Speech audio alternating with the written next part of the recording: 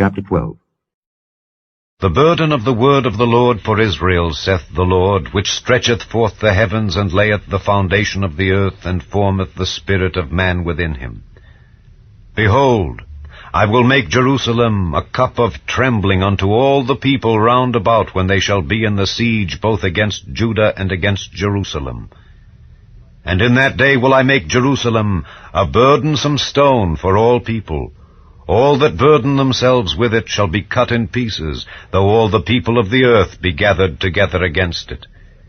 In that day, saith the Lord, I will smite every horse with astonishment, and his rider with madness. And I will open mine eyes upon the house of Judah, and will smite every horse of the people with blindness. And the governors of Judah shall say in their heart, The inhabitants of Jerusalem shall be my strength in the Lord of hosts their God. In that day will I make the governors of Judah like an hearth of fire among the wood, and like a torch of fire in a sheaf.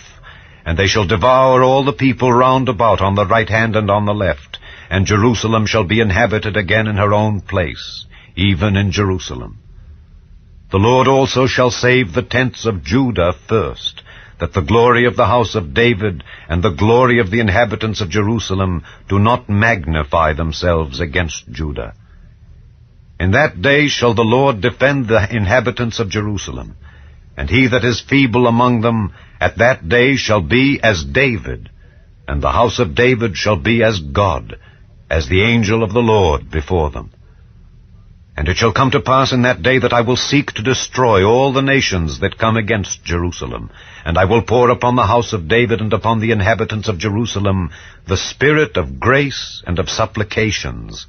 And they shall look upon me whom they have pierced, and they shall mourn for him, as one mourneth for his only son, and shall be in bitterness for him, as one that is in bitterness for his firstborn.